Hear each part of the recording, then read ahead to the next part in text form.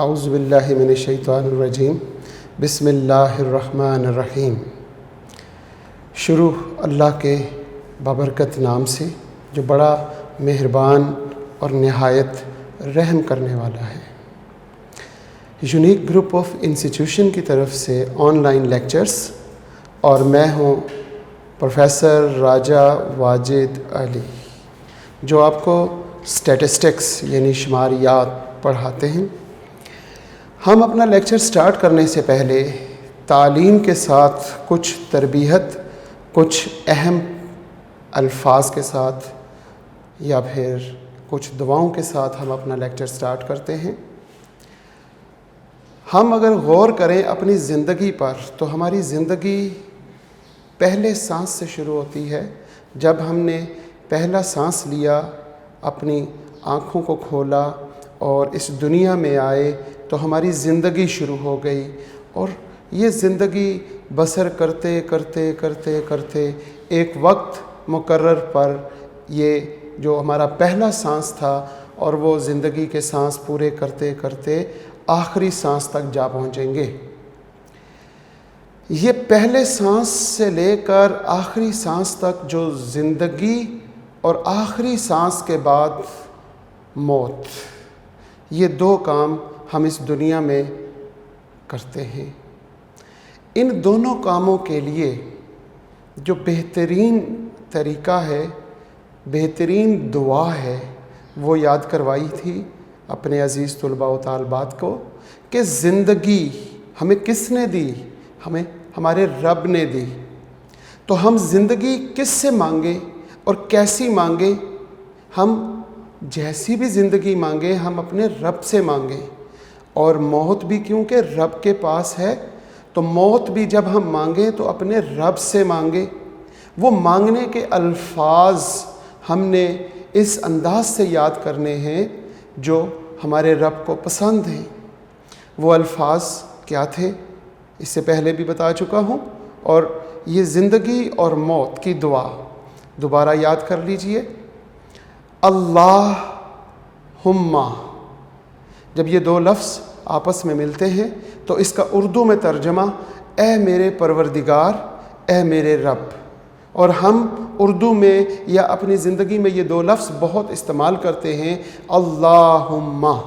ये याद करने की ज़रूरत नहीं है, हर बच्चे को ये याद होंगे।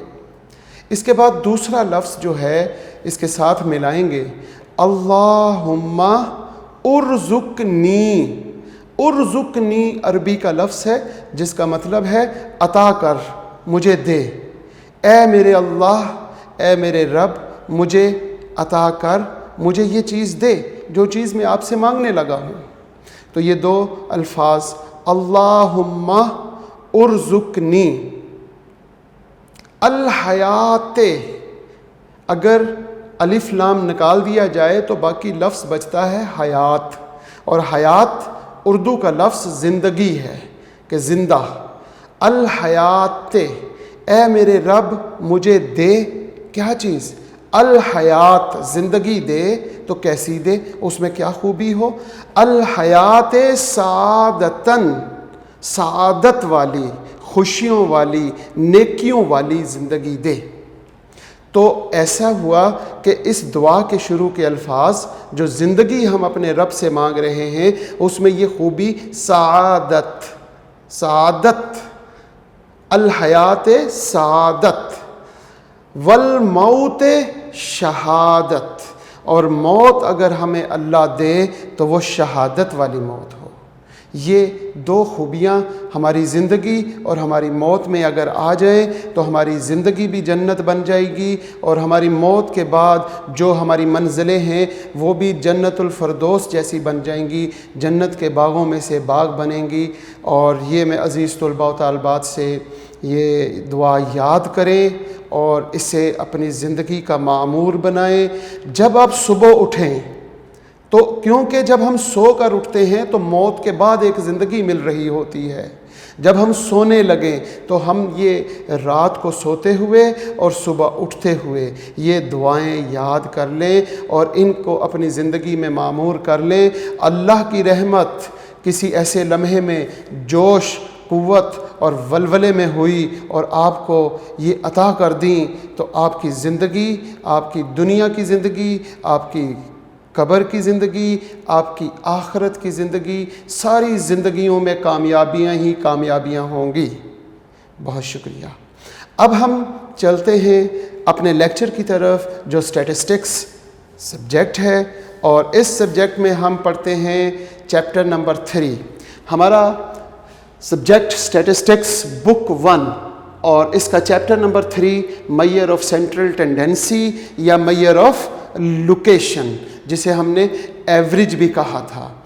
यहाँ पे हम बुक फॉलो कर रहे हैं। मैं हर लेक्चर के शुरू में ये बच्चों को बताता हूँ, क्योंकि यहाँ पे जो हम क्वेश्चंस नोट करते हैं और क्वेश्चन सॉल्व करते हैं, वो क्वेश्चंस कारवान पब्लिशर की बुक है और राइटर का नाम है मिराजुद्दीन मिर्ज़ा, और इसी तरह बुक का नाम है इंट्रोडक्शन टू स्टैटिस्टिक्स। उस बुक के क्वेश्चंस को हम यहाँ फॉलो करते हैं, लिहाजा हर बच्चे के पास ये किताब मौजूद होनी चाहिए। यहाँ क्वेश्चन नंबर 7 का ए पार्ट लास्ट लेक्चर में हमने किया था, जिसमें उसके 4 पार्ट थे और उनमें से 2 पार्ट्स की कैलकुलेशन मैंने बच्चों के ज़िम्मे लगाई थी, जो कि उम्मीद करता हूँ कि वो कैलकुलेट करके उनका आंसर निकाल चुके होंगे। आज हम क्वेश्चन नंबर 7 का ही बी पार्ट और सी पार्ट और आगे चलेंगे। क्वेश्चन नंबर 7 का बी पार्ट देखें। क्वेश्चन नंबर 7 का बी पार्ट है जनाब द डेविएशन। जब लफ्ज़ डेविएशन था तो डेविएशन का मतलब था, हमने देखा था कि डेविएशन कहते हैं डिफरेंस को, माइनस करने को। किस में से माइनस करना है? अपने वेरिएबल से माइनस करना है जी। जो हमारा वेरिएबल होगा उसमें से किसी कांस्टेंट को माइनस कर दें तो उसको कहते हैं डेविएशन। इसका मतलब है वेरिएबल x होगा और उसमें से किसी कांस्टेंट यानी a को माइनस करना, तो ये डिनोट करते हैं d से। तो d फॉर डेविएशन। डेविएशन का मतलब हमने कहा डिफरेंस, और डिफरेंस कैसे मालूम करें कि हमारे पास जो वेरिएबल है उसमें से किसी कांस्टेंट को माइनस करना है। अगर हम क्वेश्चन को पढ़ें तो द डेविएशन का मतलब डिफरेंस फ्रॉम 25.5, इसका मतलब है फ्रॉम a जो है जिसे हम माइनस कर रहे हैं वो क्या है 25.5 ऑफ द 15 वैल्यूज। और हमारे पास वैल्यूज कितनी हैं जनाब? 15 वैल्यूज हैं। दे आर, जो नीचे गिवन है। यहाँ पे हमारे पास ये वेरिएबल है जनाब। इस वेरिएबल को हम x से रिप्रेजेंट कर सकते हैं, y से रिप्रेजेंट कर सकते हैं। ज़्यादातर जो है हम x से रिप्रेजेंट करते हैं।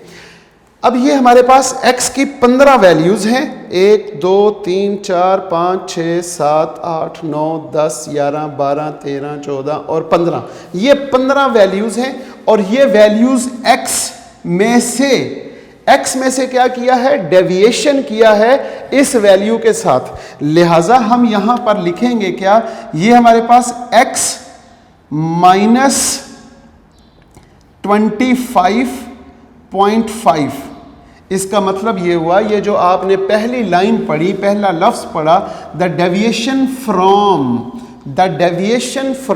25.5, इसका मतलब है कि वेरिएबल में से माइनस करें 25.5 ऑफ 15 वैल्यूज, 15 वैल्यूज को, तो दे आर गिवन बिलो, नीचे गिवन है। अब आपने क्या करना है? Calculate the mean. आपने मीन को कैलकुलेट करना है। मीन कैलकुलेट करने के यहां पर हम 2 मेथड्स यूज कर सकते हैं।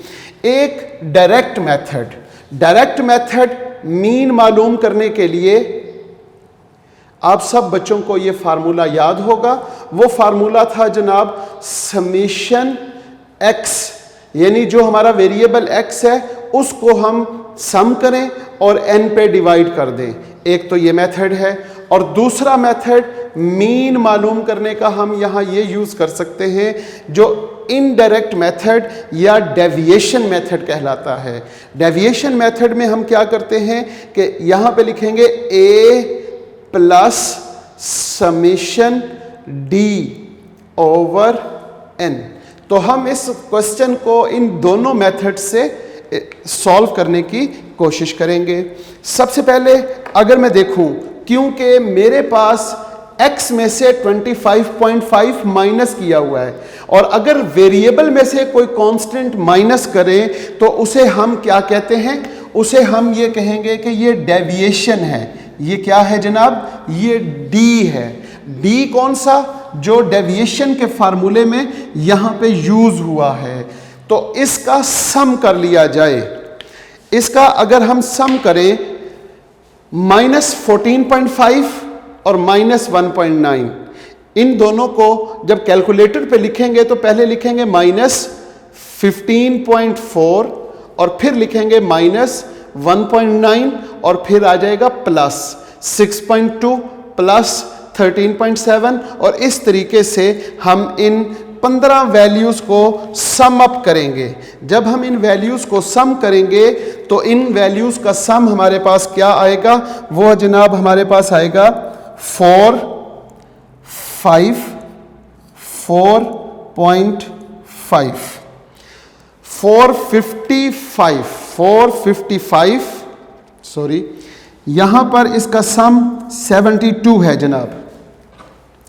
इसका सम जब हम करेंगे टोटल तो वो हमारे पास 72। अब हमने क्या करना है? क्योंकि ये डेविएशन d का सम है तो हम डेविएशन के फार्मूले से मीन मालूम करेंगे, और mean is equal to a। a क्या होता है? Where d is equal to x minus a। Variable x में से जो हम कांस्टेंट माइनस करते हैं, हमारे पास ये वेरिएबल x था, उसमें से -25.5, so a is equal to a हमारे पास आ जाएगा 25.5। अब हम इस फार्मूले में a की वैल्यू पुट करेंगे, वो आ जाएगा 25.5 plus sum d। Summation of d हमारे पास है जनाब 72 और डिवाइडिंग बाय n, n हमारे पास 15। जब हम ये देखते हैं कि 25.5 और 72/15, इसको पहले आप डिवाइड करें, जो जवाब आए उसमें 25.5 ऐड कर दें तो आपके पास आंसर आ जाएगा 30.3। ये हमारे पास मीन का पहला मेथड डेविएशन मेथड है। दूसरे मेथड की तरफ हम चलते हैं। दूसरा मेथड है डायरेक्ट मेथड। और डायरेक्ट मेथड कैसे मालूम करेंगे? उसके लिए हमें x चाहिए। अगर d is equal to x minus 25.5 है तो इस इक्वेशन से अगर हम x की वैल्यू फाइंड करना चाहें तो कैसे करेंगे? x में से माइनस किया जा रहा है, ये वैल्यू इस तरफ आ जाए, यहां माइनस हो रही है, इस तरफ प्लस हो जाएगी। d plus 25.5 is equal to x। तो x कैसे मालूम होगा? कि हमने ये देखना है कि डेविएशन की वैल्यूज में जिस कांस्टेंट को माइनस किया है, डेविएशन की वैल्यू बनाने के लिए जिस कांस्टेंट को वेरिएबल से माइनस किया है वही कांस्टेंट डेविएशन यानी d में प्लस कर दें तो हमारे पास वेरिएबल x आ जाएगा। x मालूम करने के लिए हम यहां पे एक कॉलम बनाएंगे। x इज इक्वल टू किसके बराबर? d plus 25.5। अब जनाब ये कैसे सॉल्व करेंगे? x की d की हर वैल्यू में 25.5 ऐड करेंगे। जैसे हमारे पास पहली वैल्यू थी 15.4, इसमें प्लस करेंगे 25.5। इसी तरह -1.9 प्लस कर देंगे 25.5। 6.2 में प्लस करेंगे 25.5। जो कांस्टेंट हमने वेरिएबल x से माइनस करने के बाद डेविएशन आ गई थी, अब डेविएशन की हर वैल्यू में वापस हम अपना कांस्टेंट प्लस कर देंगे और जो हमारे पास आंसर आएंगे वो हमारे पास वेरिएबल x आ जाएगा। यहाँ पे 24.6 plus 25.5, 25.5 plus 25.5, and so on. ये सारा आपने कंप्लीट इसी तरह करेंगे और आपके पास जो आंसर आएंगे वो आपको लिखने पड़ेंगे। हमारे पास पहला आंसर आ जाएगा 10.1, इसी तरह 23.6, इसी तरह 31.7, 39.2, 50.2, 50.1, 51 और आगे इसी तरह आपने कंप्लीट करना है जनाब। यहाँ पे हम लिखेंगे 3.8 माइनस 7.9 माइनस 13.6, 21.1, 16.4, 18.7 माइनस 14.3 माइनस 9.8 और 4.9। इन सब वैल्यूज़ में हमने क्या करना है जनाब? प्लस करना है। किसे? जो वेरिएबल कांस्टेंट से माइनस किया है, जो वेरिएबल से कांस्टेंट को माइनस किया था वो है 25.5। 25.5 को तमाम वैल्यूज़ में से माइनस करेंगे। 25.5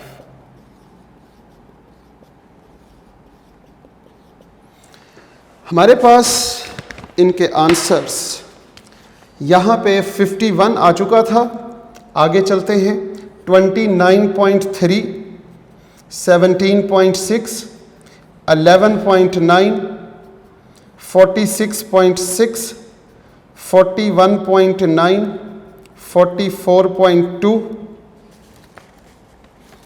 44.2 के बाद 11.2, 15.7 और 30.4।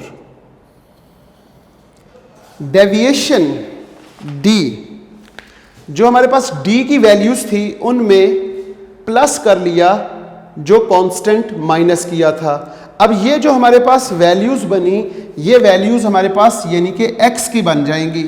अब इन एक्स की वैल्यूज को सम करें, वो क्या आएगा? वो आएगा 454, 454.5। ये जो हमारी न्यू ऑब्जर्वेशंस आई, इन्हें सम अप करें, 454.5 आ गया। अब ये किसके इक्वल है? ये है जनाब समीशन एक्स, समीशन एक्स के इक्वल। अब हम इसका डायरेक्ट मेथड, अर्थमेटिक मीन का डायरेक्ट मेथड यूज करेंगे। समीशन एक्स वो आपके पास क्या है जनाब?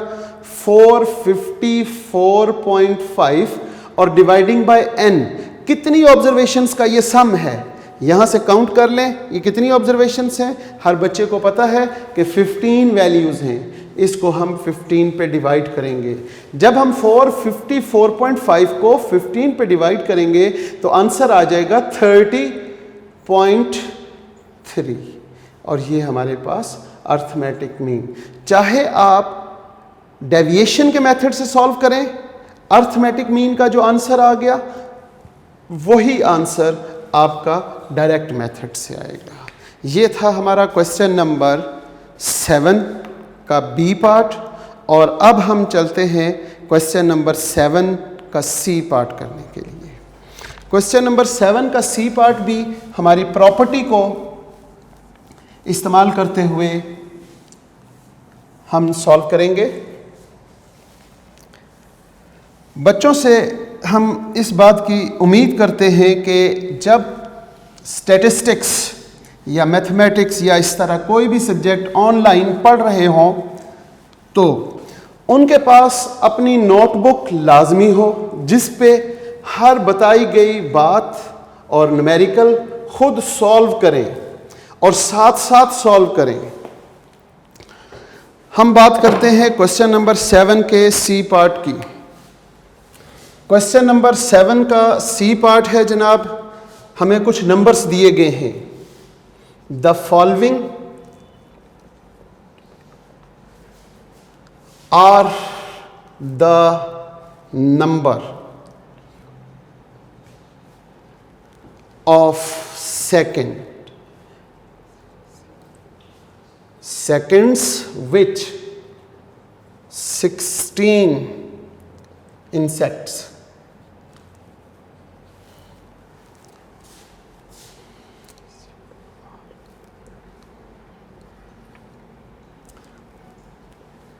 after being spray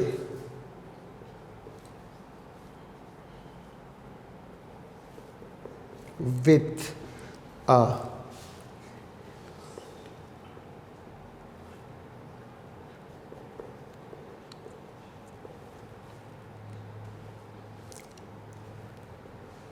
ये हमारे पास क्वेश्चन है जनाब, इसमें वैल्यूज़ दी गई हैं इसी तरह जैसे क्वेश्चन नंबर 7 के ए पार्ट में 15 वैल्यूज़ थी, यहाँ पर 16 वैल्यूज़ दी गई हैं। यहाँ पे दो पार्ट पूछे गए हैं, हम पहले फर्स्ट पार्ट को सॉल्व करेंगे। फर्स्ट पार्ट है जी calculate the mean of these 16 measurements।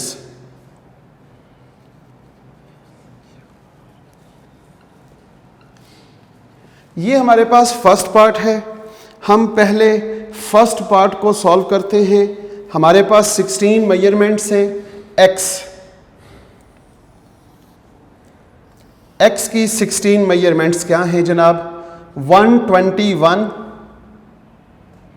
115, 79, 52, 102, 126, 81, 65, 109, 119, 115, 121, 103, 75, 59 और 110।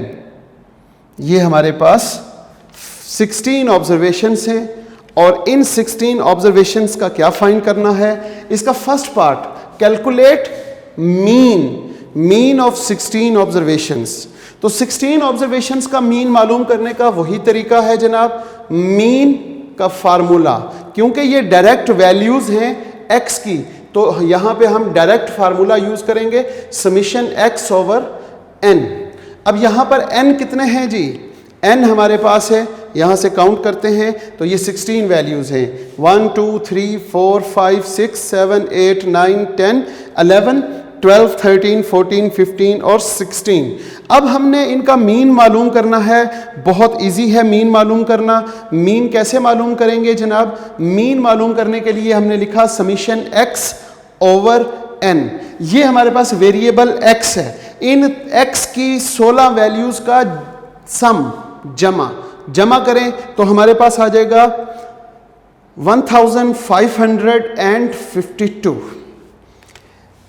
इन तमाम वैल्यूज का सम हम यहां पे लिखते हैं और इसे कहते हैं, ये हमारे पास समीशन एक्स है और इसका सम कितना आया है? 1552। इसका मतलब है 1552।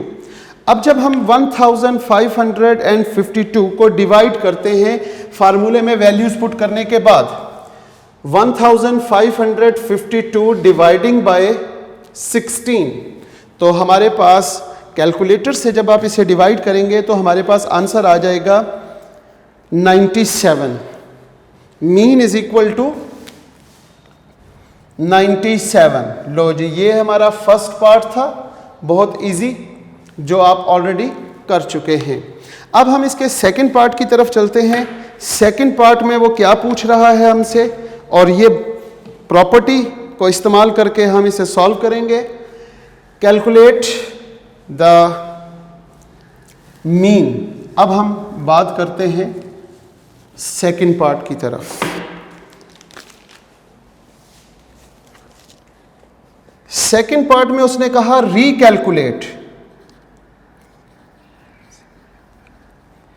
दोबारा कैलकुलेट करें। किसे? क्योंकि अभी मीन को, तो इसका मतलब द मीन। मीन को दोबारा कैलकुलेट करें, लेकिन कैसे? Of these measurements, of these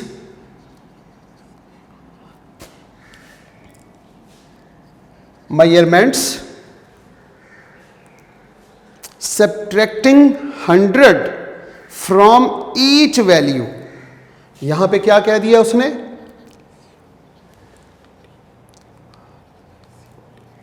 Subtracting 100 from each value. Her value में से 100 को सब्ट्रैक्ट करें, माइनस करने के बाद फाइंडिंग द मीन। जब आप मीन मालूम कर लें, फाइंडिंग द मीन, जब आपने 100 हर वैल्यू से माइनस किया, यहां पे 121, इसमें से 100 को माइनस करें और यहां पे न्यू वेरिएबल बन जाएगा।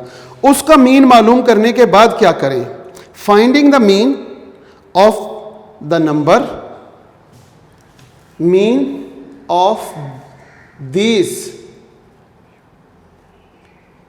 numbers, thus obtain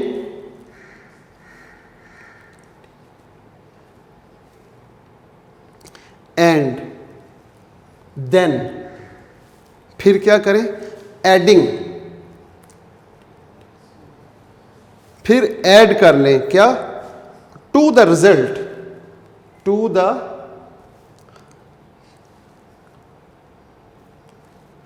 the result, अपने रिजल्ट में 100 को ऐड करें और देखें कि दोनों आंसर्स में क्या चेंज आया या नहीं आया। अब हम देखते हैं जनाब, सबसे पहले सेकंड पार्ट के लिए मीन मालूम करना है इन मेजरमेंट्स का, लेकिन इन मेजरमेंट्स में से क्या करना है जनाब? 100 को सब्ट्रैक्ट करना है। हमारे पास ये वेरिएबल x है। अब हमने करना क्या था? x में से 100 माइनस करना है from each value, her value से 100 को माइनस करें। यहां पे हमारे पास पहली वैल्यू क्या है? 121 minus 100, 115 minus 100, 79 minus 100, 52 minus 100, 102 minus 100, 126 minus 100, 81 minus 100, 65 minus 100, 109 और 119 दोनों से माइनस 100, 115, 121, 103 माइनस 100। इसी तरह 75, 59 और 110 माइनस 100। आपने यहां पर हर वैल्यू में से 100 को माइनस किया, तो अगर वेरिएबल x में से किसी कांस्टेंट को माइनस करें तो वो तो बन जाएगा d फॉर डेविएशन। 121 माइनस 100 तकरीबन तमाम बच्चों को पता होगा कि 21 बच जाएगा। 115 माइनस 100 इक्वल्स टू 15। यहां पे वैल्यू माइनस में आएगी क्योंकि छोटी वैल्यू में से बड़ी वैल्यू को माइनस कर रहे हैं।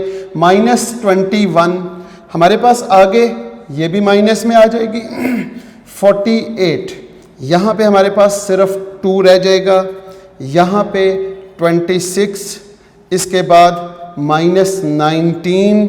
इसी तरह हम बात करते हैं माइनस 35 और यहाँ पे 9, यहाँ पे 19, यहाँ पे 15, यहाँ पे 21, यहाँ पे 03 या सिर्फ 3 लिख सकते हैं।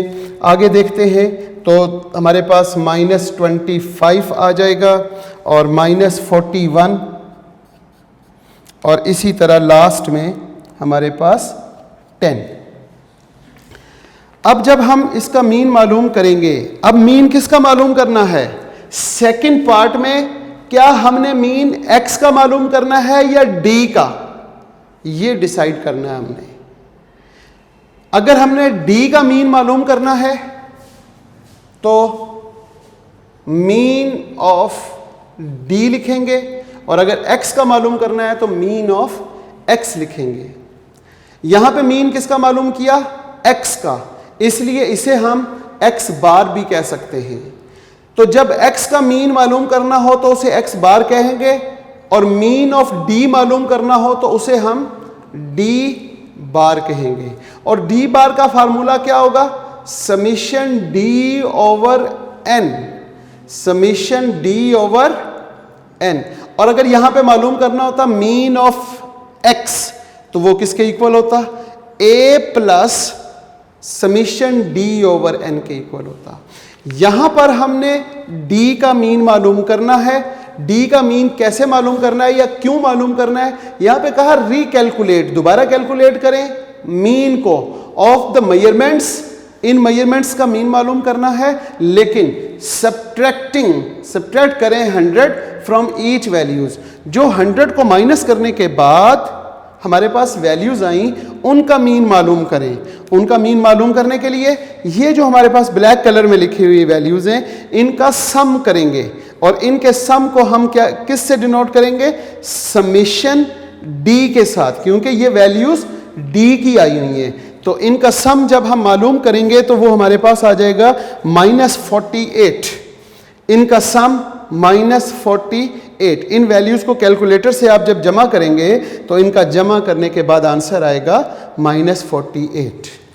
यहां पर d का मीन मालूम करने के लिए हम समीशन d की वैल्यू को डिवाइड कर देंगे n पे। हमारे पास समीशन d की वैल्यू क्या है जनाब? वो है -48 डिवाइडिंग बाय n हमारे पास है 16, और d bar is equal to -3। तो ये हमारे पास -3 आ गया। सेकंड पार्ट में जो हमने यहां लिखा, जो पहली लाइन में जो हमारे पास वैल्यू थी, या जो पहली लाइन हमें स्टेटमेंट बता रही है कि x की हर वैल्यू से 100 को माइनस करने के बाद recalculate the mean of the new values, तो वो हम यहां तक कर चुके हैं। इसके बाद हम बात करते हैं इसके लास्ट पार्ट की, वो यहां से शुरू होगा। Find the mean of these numbers. ये जो नंबर्स हमारे पास आए, इनका मीन मालूम करने के बाद क्या करें? एंड देन एडिंग, इसमें, इसके आंसर में, इसके रिजल्ट में किसको ऐड करें? 100 को, एडिंग 100। जब हमने 100 ऐड करना है इसमें, यानी -3 जो हमारे पास d की वैल्यूज का मीन आया, उसमें जब हम प्लस करेंगे 100 तो फाइनली हमारे पास क्या आंसर आएगा? वो हमारे पास आ जाएगा 97। ये 97 वही वैल्यू है जो हमारे पास ये x की वैल्यूज का मीन आया हुआ है। x की वैल्यूज का मीन और d की वैल्यूज जो डेविएशन की वैल्यूज हैं, उनका मीन, दोनों का मीन कैसे इक्वल होगा? कि हमारे पास जो वेरिएबल x था, इसका जो मीन हमने मालूम किया वो 97 आ गया।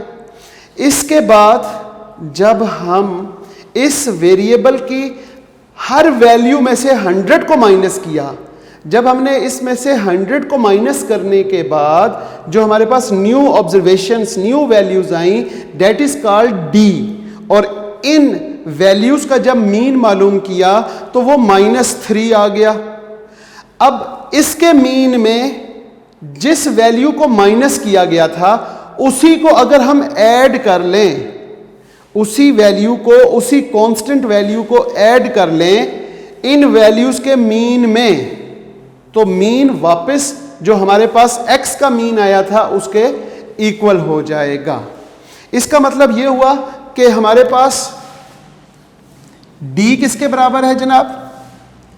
d is equal to x -100, और x किसके इक्वल होगा? x इक्वल होगा d प्लस 100। अब हम मीन की प्रॉपर्टी देखें। मीन की प्रॉपर्टी एक थी x bar is equal to d bar plus 100। ये property change of origin and scale. Mean is affected by change of origin and scale. जब हम उसमें से वेरिएबल से कोई चीज ओरिजिन चेंज करते हैं तो उसका मीन अफेक्ट होता है, और जिस वैल्यू से सब्ट्रैक्ट या प्लस किया होगा वो उसको अल्टरनेट करेंगे। ये मीन की प्रॉपर्टी को फॉलो करते हुए हमने इसको कंप्लीट किया। ये था आज का लेक्चर हमारा, जिसमें हमने अर्थमेटिक मीन को सॉल्व करने के लिए, अर्थमेटिक मीन को फाइंड करने के लिए दो डिफरेंट मेथड्स को यूज़ किया। एक था डायरेक्ट मेथड और एक था इनडायरेक्ट मेथड।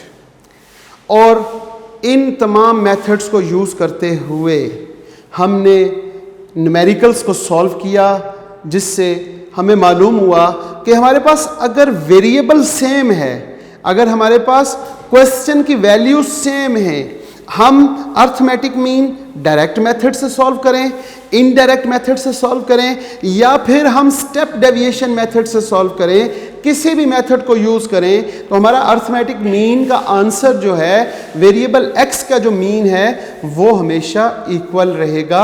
अगर क्वेश्चन सेम है, अगर क्वेश्चन चेंज हो जाएगा तो फिर आंसर सेम नहीं आएगा, ये याद रखिएगा।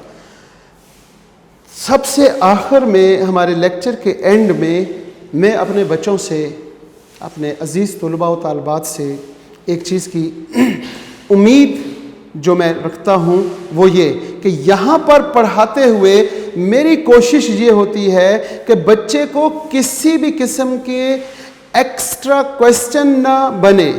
इसके बावजूद अगर आपके जहन में कोई सवाल बनता है तो वो इसी लेक्चर में मौजूद होगा। इस लेक्चर में मौजूद कुछ अल्फाज ऐसे होंगे जो आपको समझ नहीं आए होंगे, लेकिन आप अगर उन्हें गौर से सुनेंगे तो आपके जहन में बनने वाले हर सवाल का आंसर मेरी कोशिश होती है कि मैं इस लेक्चर में आप तक पहुंचा दूं। अहम बात यह कि अगर ये न्यूमेरिकल आपने अपने हाथों से नोट नहीं किए, अपने हाथों से सॉल्व नहीं किए, कलम, बॉल पॉइंट, पेन, पेंसिल लेकर अपनी नोटबुक पे नोट नहीं किए, तो फिर इसका कोई फ़ायदा नहीं। क्योंकि इल्म आता है कलम से, सुनने से, सुनने के बाद लिखने से। इन न्यूमेरिकल्स को खुद सॉल्व करने की कोशिश करें। बुक आपके पास होगी, कारवान पब्लिशर्स की बुक, जहाँ से हम क्वेश्चंस को सॉल्व कर रहे हैं। उस बुक के आगे न्यूमेरिकल्स खुद सॉल्व करने की कोशिश करें। अगर तो कुछ क्वेश्चंस आप खुद सॉल्व कर सकते हैं तो मेरी तरफ से आपको मुबारक कि आपको अर्थमेटिक मीन मालूम करना आ गया है। बहुत शुक्रिया। अब हम आपसे मुलाकात करेंगे नेक्स्ट लेक्चर न्यू न्यूमेरिकल्स के साथ, अर्थमेटिक मीन की।